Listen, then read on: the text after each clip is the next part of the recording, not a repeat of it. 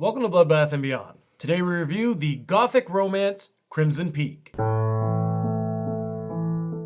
Directed by Guillermo del Toro, starring Tom Hiddleston, Mia Wasikowska, Jessica Chastain, and Charlie Hunnam. Crimson Peak is about Edith, an aspiring author who, in the aftermath of a family tragedy, is swept off her feet by Tom, played by Tom Hiddleston, and she moves from the United States to England to be with Tom. She moves into a big, creepy house where she communicates with the dead. So what do we like? Like most of Del Toro's films, his direction of cinematic beauty was very evident in this film. His choice of colors, his use of contrast. The red was the most vibrant, especially considering it's called Crimson Peak. Yeah, it's kind of a neat reason why there is so much red, because essentially this house is built on a clay mine. So everything around the house is red, so it looks like the house is bleeding. When you turn on taps, the water runs red. It really added to the whole atmosphere of everything, while not only creating some beautiful colors. Crimson Peak as a location was fantastic as well.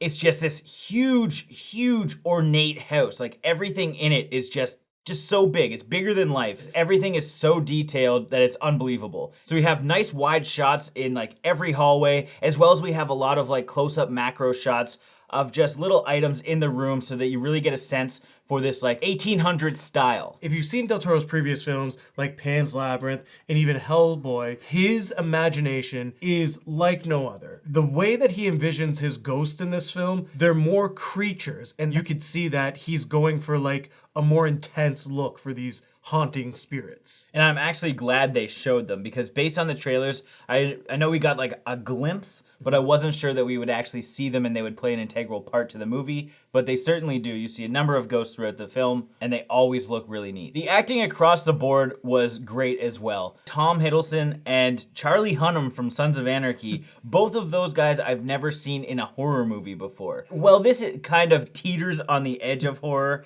as it's more of a romance and drama. It was neat to see them not as Loki and Jax Teller. This film made it obvious that it was a gothic romance, because at the beginning, when we're seeing Edith talk about her story, everyone's pointing out that she's writing a ghost story and a romance, and just how meta it all is. And it just kind of brings it full circle that this film is kind of the story that she's writing. To top the whole production off, we also have like a beautiful score throughout the whole film. It's just very classic and soothing, almost. I don't know how to really say it. It was creepy, but soothing. Now it's time for our dislikes. To start off with something that's a little bit more nitpicky, but it was kind of advertised incorrectly. It seemed a lot more fast-paced in the trailer, so it is a really slow movie, and it is 2 hours long. I didn't feel that I was necessarily bored, but it was really long. There were parts in this film that they didn't need to keep dropping these subtle hints